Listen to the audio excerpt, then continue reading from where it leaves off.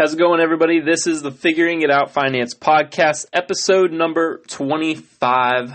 My name is Chris Rickenbaugh, and I'm back again with another podcast, the 25th episode, and I can't thank you enough for listening. We're almost at 200 downloads total in just under 2 months of starting the podcast, so thank you guys for listening, and go check out my Instagram and TikTok at Figuring It Out Finance, where you can keep up to date on everything I'm doing with my current flip, and just where I'm going. So, today's episode is going to be finishing off the Rich Dad, Poor Dad series. So, I've had a lot of fun really going through this book again, because it's been a long time since I've read it,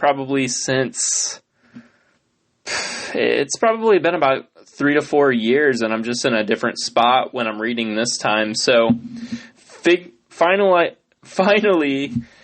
getting to the final chapter here in chapter 9 and the final couple pages there, but getting into it. So the final chapter kind of goes over everything that the book talks about, and Robert Kiyosaki talks about, and highlights taking action as number one by going to meetups, taking classes, courses, and just doing something different to be able to change your situation, because doing the same thing over and over will get you nowhere. And one of the tougher quotes in this book is, the definition of insanity is doing the same thing over and over and expecting a different result.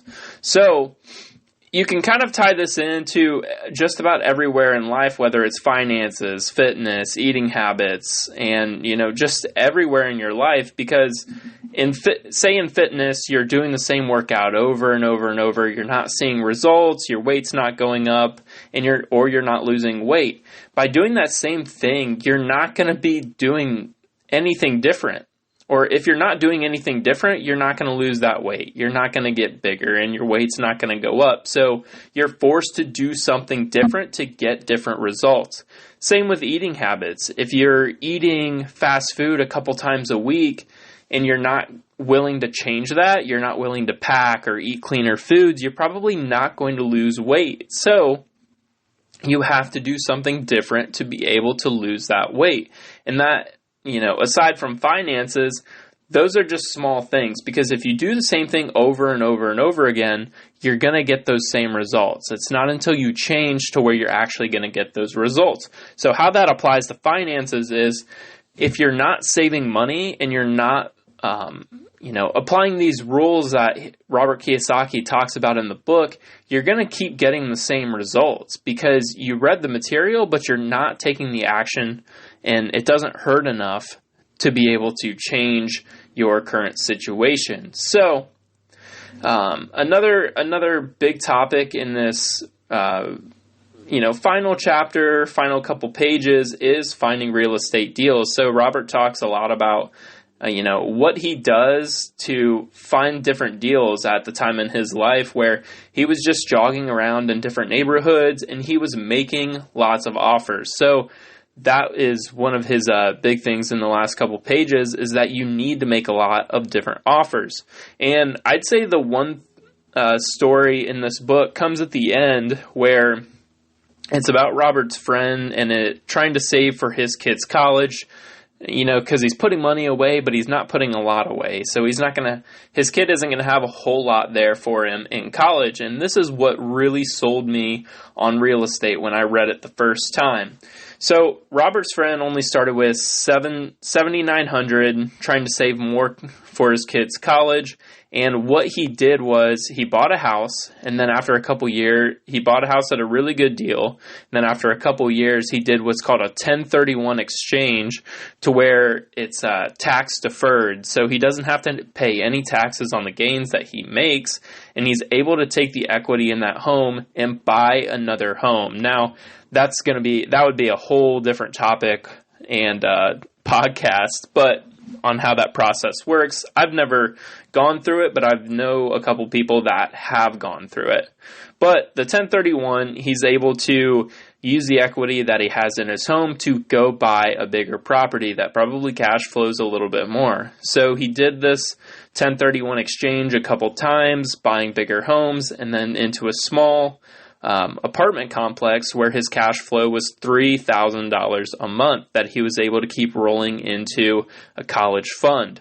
So this really got my mind going of, where real estate can go over time. And Robert's friend did this in a short amount of time, obviously when the market was a lot different and times were different, but that really sold me because I saw the power of real estate and equity and holding on to it for a long time because I want to make a lot of money.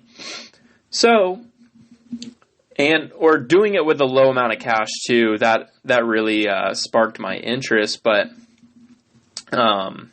saving for college, there's a lot of different ways to do it because how my parents did it, they set up kind of like a mutual fund type of deal to where when we were young, they put money into it all the time and it slowly grew. And that's what was able to pay for our college. So I like that idea. And I also think about saving for college for whenever I have kids is I'd like to be able to buy them a house and put it on a 15 to 20 year note. So say it's a $200,000 house, I'm able to put a low down payment on it and then just let that thing appreciate and, just pay it down itself. Because if it's cash flowing, you're going to be able to pay off a little bit more than you typically would just with the normal mortgage that's on that house. So by the time the kids are, getting ready to go to college, they're going to have an asset that's probably worth and has about $150,000 of equity in it. So they're going to be able to pay their cash in full and have a lot on the back side. And in a mutual fund where you're only putting about $200 a month in, you could have a good chunk of money in there, but it's not going to be $150,000. It's probably going to be closer to 30 to 50. So really looking at maximizing that, because you could pay for a couple kids' college with that, especially with scholarships and all that different thing. But this was the story that really sparked my interest in it. And I'm thinking more along the lines in my life to where I'm going to be able to do that for my kids as well. And I think investing in real estate is the way to go, because I listen to a lot of guys like Brandon Turner from Bigger Pockets, and now he's got Better Life, to where he did this for both of his kids, or he did it for his daughter, and that house has just appreciated like crazy. So moving on here, I said the biggest topic for probably this whole last chapter and a couple pages is action always beats inaction. So the bigger question is here, so what stops the action? And one of the best quotes from the book is, and it's a little tough here, but I like that style of that Robert Kiyosaki has, because it's just honest and a lot of people don't like hearing it. So it's what stops action, and the idea that it takes money to make money is the thinking of financially unsophisticated people. And it's because they simply have not learned the science of money making money. So all these people that come out with, that say this phrase, it's probably just because they've heard it repeated before. And I'm along the same lines. I heard that before.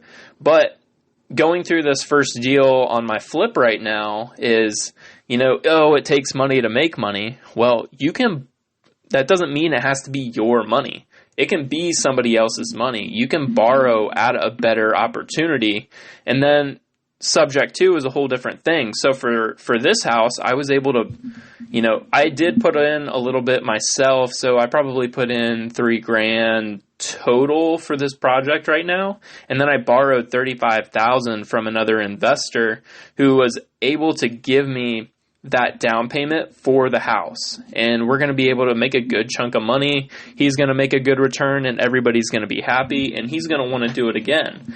And we're only about 2 weeks away from getting that house to be put back on the market.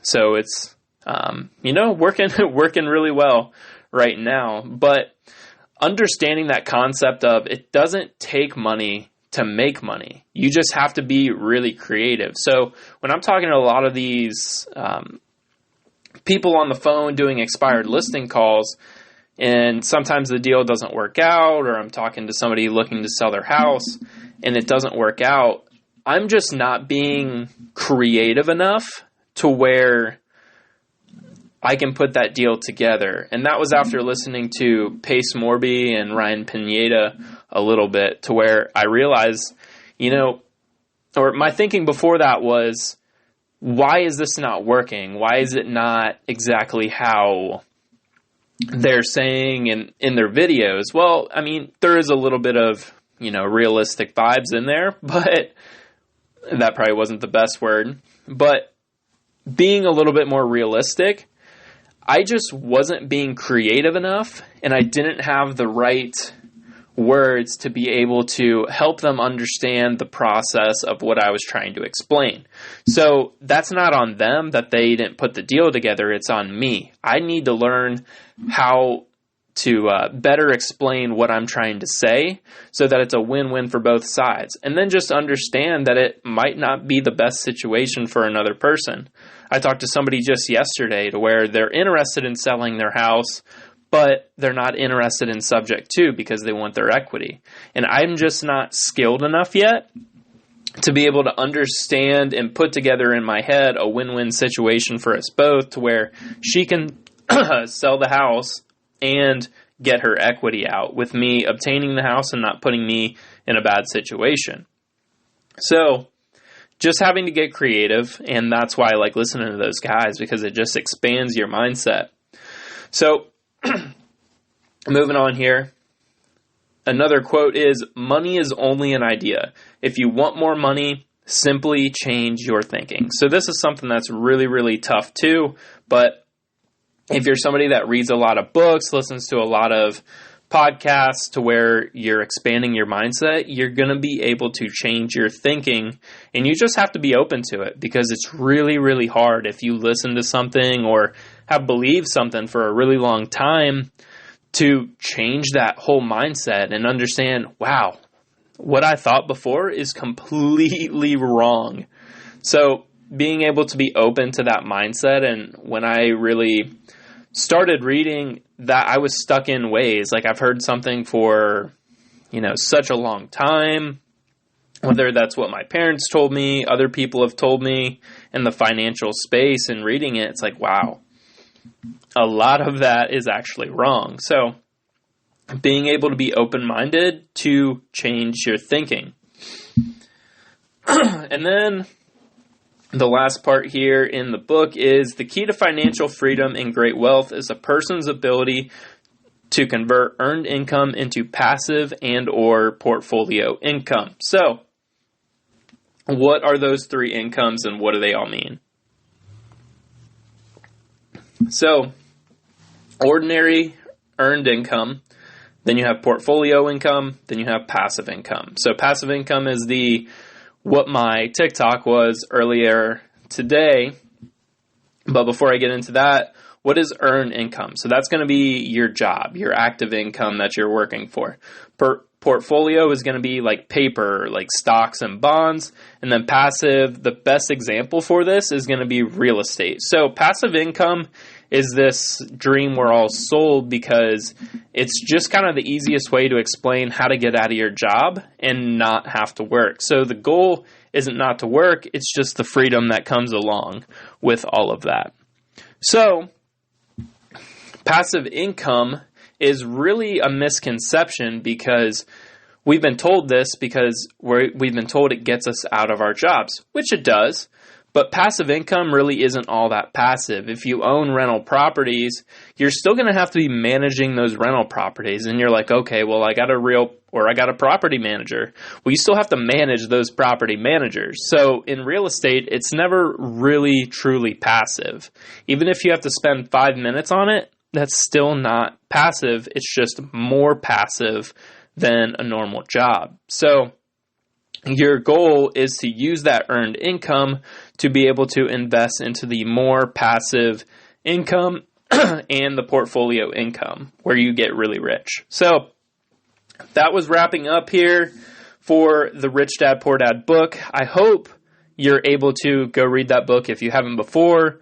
Drop me some new ideas, drop me some new books. But I really enjoyed reading this, because like I said, it's been a really long time. It's been about 3 to 4 years since I read it the first time, and I'm just able to see it kind of in a different light. So I appreciate you following along, and keep checking out the Figuring Out Finance podcast.